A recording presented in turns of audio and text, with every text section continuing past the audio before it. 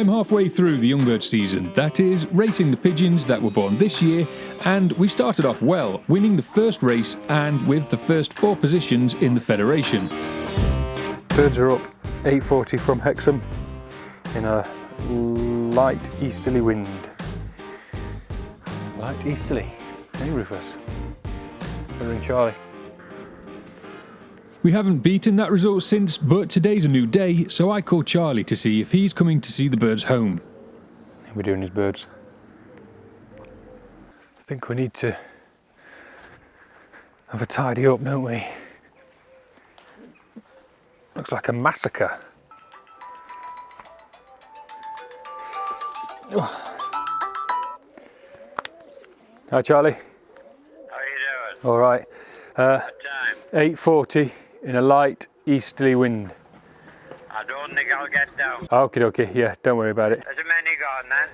I don't know, I don't think so. There was only 840 odd last week, so there won't be that many. Today the birds are at Hexham, which is about 128 miles, in a light easterly wind. It's cold now, you can feel it. All the leaves are starting to fall off the trees. It's only just, what is it, September the 1st? No, August the 31st, end of August. And it feels like autumn is pretty much on its way. Summer barely even got started. Anyway, the lofts are looking pretty mucky, so I've got 2 hours. I might as well have a good tidy up and make the place look a little bit more respectable. So that's today's job. But first, here's your health and safety briefing. Right, I've changed into my scruffy clothes now. Guessing we're going to have a few new viewers at some point on this channel, so I'll probably go over some of the things that I've already mentioned before. But if you're going to clean your birds out, then especially when they're looking like that with a lot of feather, dust, what do they call it, bloom, feather bloom, if you breathe that in, you end up feeling really, really rough the next day or even that night. And I think some people do actually suffer an allergic reaction from it. It can cause them quite some horrible health problems. So get yourself one of these, a dust mask, a decent one as well that goes all the way around. It's worth having. I've used this and I've been in there proper, giving it a really good clean, and I haven't had any trouble. But if I clean them out, sometimes I'll go in and I'll go, oh, this place could do with a bit of clean up, and then I'll do it without this, and I really do feel it that night and the following day. It feels like a cold, like almost like flu. So definitely worth doing this. Oh, and save your old feed bags and stick all the rubbish and droppings in. I'm sitting with Michael Landon, and he and his birds came in to be warm. And Whilst cleaning or driving, I like to keep the pigeon content flowing into my ears. So today I'm scrubbing to the All About Pigeons podcast. was the bird of peace. Doing that for a bit. They were able to remember Well, 3 before I tidy up. different pairings. I have seen a child look at this bird for the first time. Oh, look at that dust. He asked to see his favorite pigeon. They say, hi, yeah, the pigeon guys are This is why it's worth, well, runny nose. This is why it's worth having a corridor when you build your loft, so that you can move the birds out of the way while you clean up. I've had to stick them in there with the cocks, which isn't a great thing to do, but you know, it's only for 10 minutes or so, 15 minutes while I just scrape this out, and then I'll do it the other way around, just because I don't want them flapping around, because it just blows everything everywhere. Move the food out of the way, move the water out of the way. Oh man, I'm back. I am actually going to build a new loft when I retire this one. This one was only ever going to be temporary. I've discovered that if you have a job and a family, racing pigeons is really difficult as far as time goes. I need to simplify things so I don't have to spend as much time cleaning.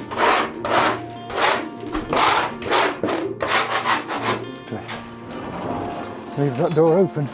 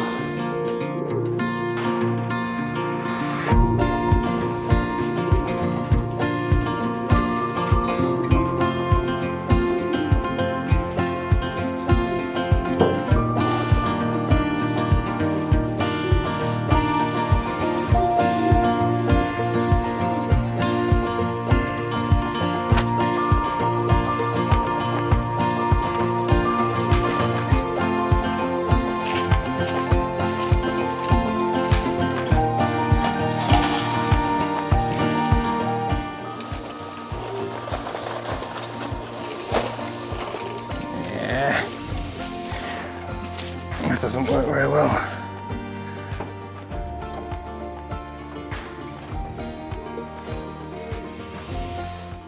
I think it's important, if you've got a loft, to try and keep it as nice looking as possible, so that when other people see it, they don't think it's a scruffy hobby.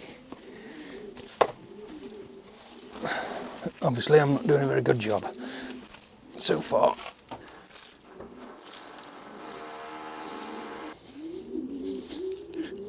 There we go. Right, 10 o'clock. Better pull my finger out and get the clock set up. Oh, I need to mow the lawn. So many jobs to do, Rufus, haven't we?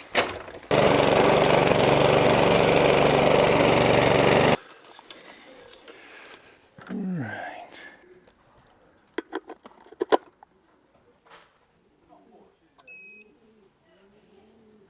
So we're all cleared up now. Everything's looking nice and tidy in the old birds. The young birds, I've got some easy bed down, so it's not really that important that I clean them out every time they go to a race. But I've done something different today.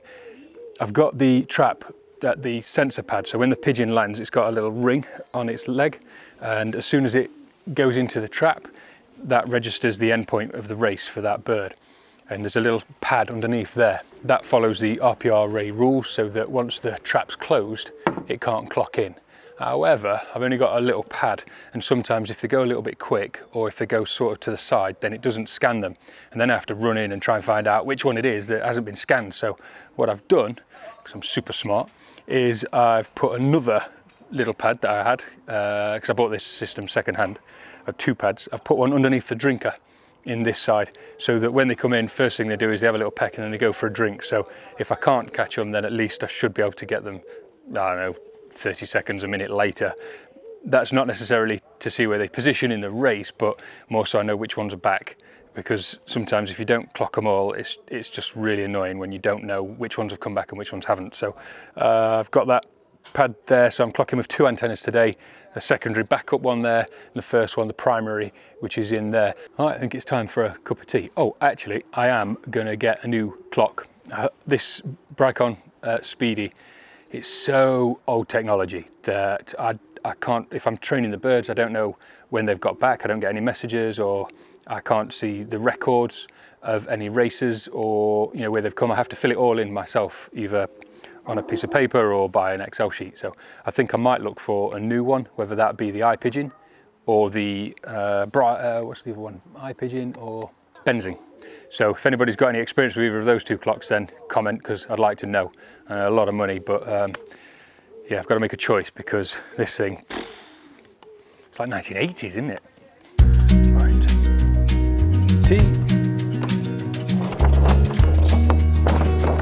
Map.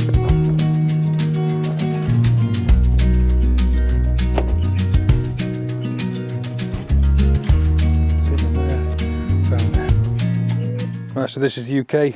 We are here, and because we race the North Road, that basically means that all our race points are north. Some people race the South Road, which means they race from the south down into France. Today, this is where we are, we're racing from Hexham, which is 128 miles from there to there. Our last race was from Darlington, and we didn't have a very good race. We lost 8 birds from that race, and that's probably because I went on holiday and they had a couple of weeks off. I did train them, but obviously not enough. So not great news for that one. Annoyingly, the Youngbird season is smack bang in the middle of the school summer holidays, so we spent a week at the Jurassic Coast hunting for fossils and taking pictures of bows. But a 7-day break, coupled with a few bad weather days either side, likely contributed to the 8 lost birds on our first race back. And it's a southeasterly wind, so it's kind of doing this. We're pushing them over to this side, so it'll probably be one around this area today. The wind's really starting to blow now.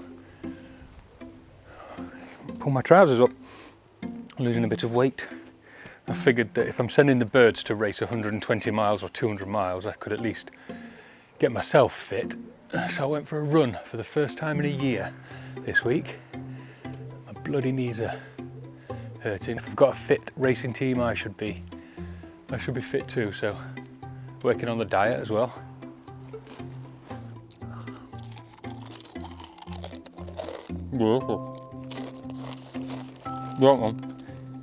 I had decided not to film the first few young bird races because I wanted to enjoy the racing without distractions. Unfortunately, the distractions, including a phone call to see how Archie was doing at his football match, meant I missed this first bird.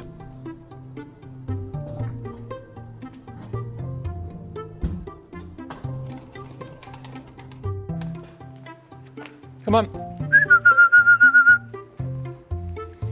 Rufus, sit. Sit. Come on. Come on. What are you doing? This isn't uncommon. When a racing pigeon that isn't yours comes back with your bird to the loft, it will usually be too nervous to land, which then spooks your own bird, and in this case means they just fly around in circles for over a minute. It didn't cost me the win, but I certainly missed out on a few places.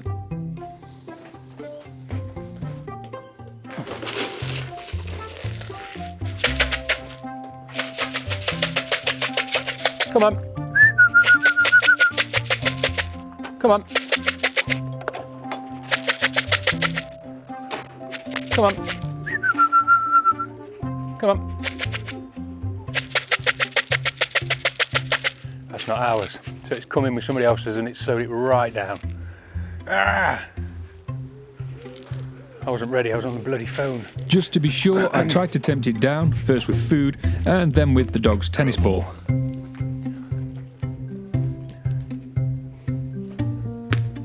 Drop. Drop. Thanks.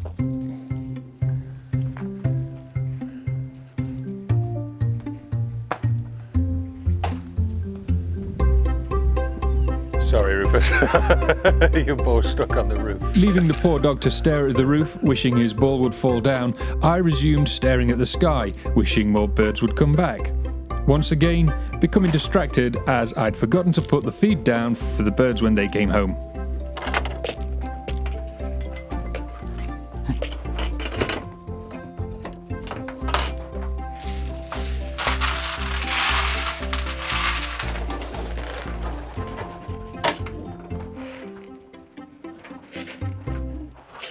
Honestly, today I'd give myself 1 out of 10 for preparedness and awareness.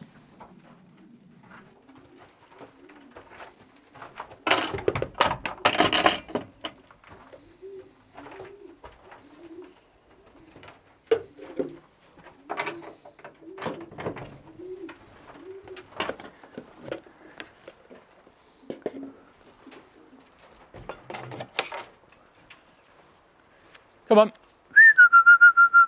Come on.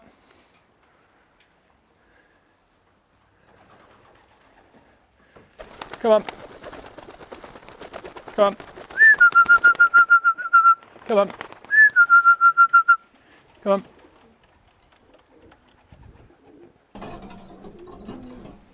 And that second bird back, as I'd feared, didn't register on the clock, despite locking off the end bob wires. However,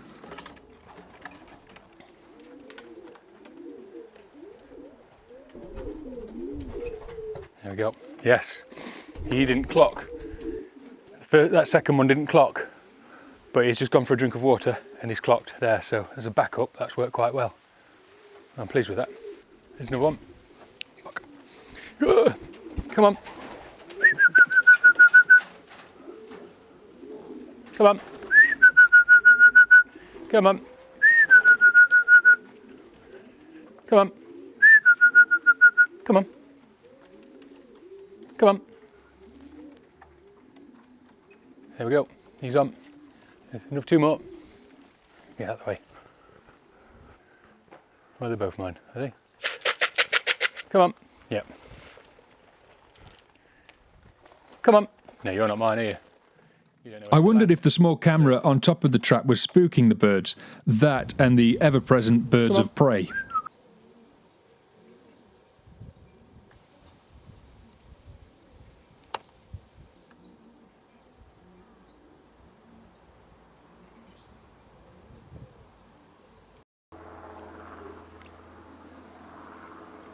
With few other rapid arrivals and a big zoom in my hands, I thought I'd take a look to see what else was up there.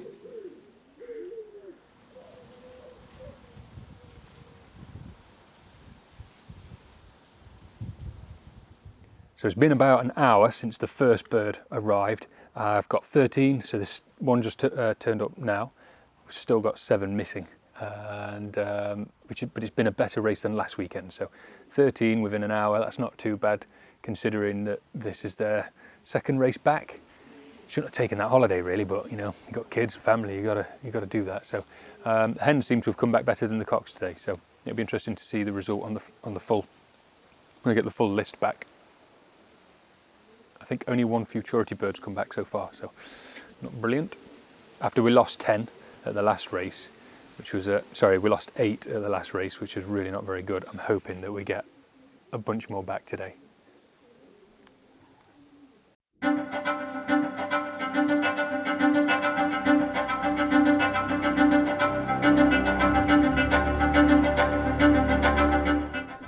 So just to keep it interesting, because we're not racing this weekend, I've set the clock. We're gonna run a training setup on the clock. So it's a training toss. So it should tell us which bird comes in first and last. This is one of the reasons why I want a modern clock. So I'll get a text message to tell me which one will be first in. One of the reasons I'd like a better clock is so that when I run this training toss, I can see which bird comes in, and it'll keep a record of it, because once you unplug this, it's gone.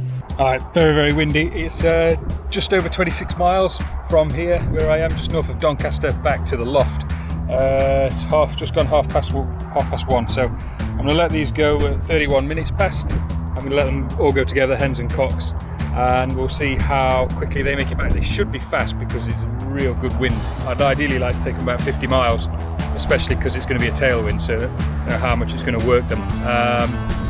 But this is about as far as I want to go. As soon as you get up there, you end up sitting for 30 minutes, 40 minutes in traffic. I don't fancy that because it's Friday, so let these go and then race them back home.